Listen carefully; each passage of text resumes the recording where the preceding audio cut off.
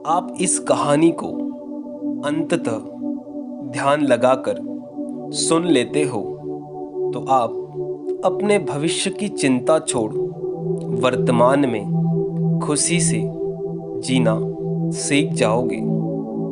एक बार की बात है, एक राज्य में एक राजा राज करता था। उसका राज्य खुशहाल था, धन्य धान्य की कोई कमी नहीं थी। राजा और प्रजा खुशी खुशी अपना जीवन यापन कर रहे थे। एक वर्ष उस राज्य में भयंकर अकाल पड़ा। पानी की कमी से फसलें सूख गई। ऐसी स्थिति में किसान लगान नहीं दे पाए। लगान प्राप्त न होने के कारण राजस्व में राजकोष की कमी होने लगी। यह देख राजा चिंता में पड़ गया। हर समय वह यह सोचता रहता कि राज्य का खर्च कैसे चलेगा। अकाल का समय निकल गया, स्थिति सामान्य हो गई, किंतु राजा के मन में चिंताएं घर कर गई।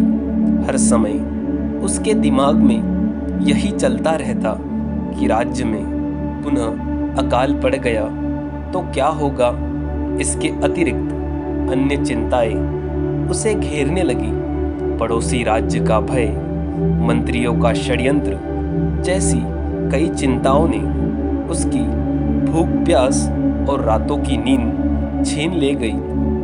वह अपनी इस हालत से परेशान था, किंतु जब भी वह राजमहल के माली को देखता तो वह आश्चर्य में पड़ जाता। दिन भर मेहनत करने के बाद वह रूखी सूखी रोटी चक्कर खाता और पेड़ के नीचे मजे से सो जाता। कई बार राजा को उससे जलन होने लगती। एक दिन उसके राज दरबार में एक सिद्ध साधु पधारे। राजा ने अपनी समस्या साधु को बताई और उसे दूर करने का सुझाव मांगा। साधु ने राजा की समस्याओं को अच्छे से समझ गए। वे बोले, राजन, तुम्हारी चिंता का जड़ राजपाट है। अपना यह राजपाट पुत्र को देकर मुक्त हो जाओ। इस पर राजा बोले, गुरुवर, मेरा पुत्र मात्र 5 साल का है। वह अबोध बालक है। इस राजपाट को वो भला कैसे संभालेगा। तो फिर ऐसा करो, अपनी चिंताओं का भार तुम मुझे सौंप दो। राजा तैयार हो गया और उसने अपना राजपाट साधु को सौंप दिया। इसके बाद साधु ने पूछा, अब तुम क्या करोगे। राजा बोला, सोचता हूँ कि मैं कोई व्यवसाय कर लूँ, लेकिन उसके लिए धन की व्यवस्था कैसे करोगे।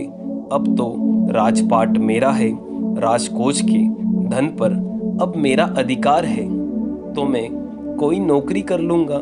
राजा ने उत्तर दिया, ये ठीक है, लेकिन यदि तुम्हें कोई नौकरी करनी है तो तुम कहीं और जाने की आवश्यकता नहीं, यही नौकरी कर लो। मैं तो साधु हूँ, मैं अपनी कुटिया में ही रहूँगा।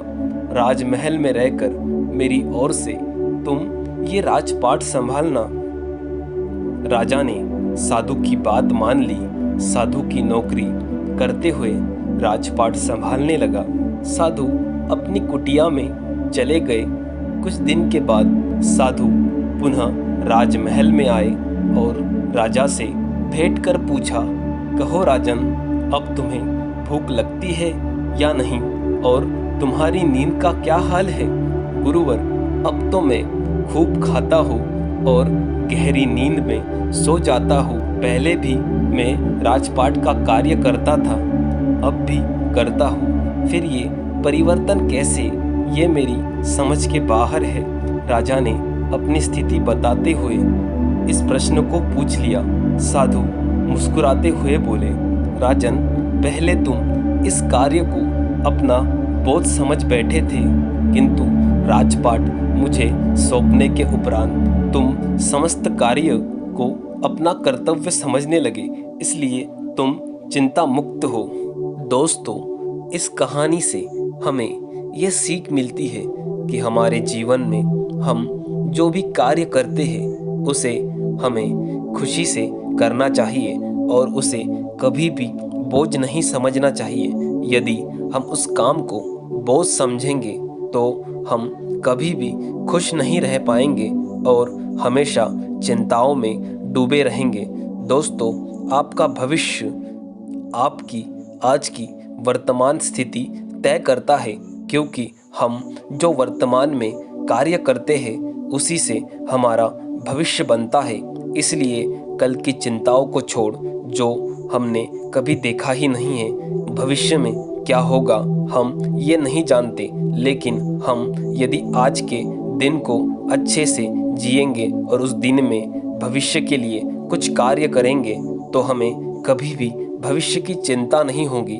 दोस्तों, हमेशा खुद पर विश्वास रखें और जिस भी कार्य को करें उस कार्य में अपनी पूरी ऊर्जा लगा दें।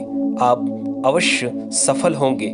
दोस्तों, आपको ये कहानी कैसी लगी हमें कमेंट करके ज़रूर बताएं और इसी तरह की कहानियाँ सुनने के लिए हमारे चैनल को सब्सक्राइब करें।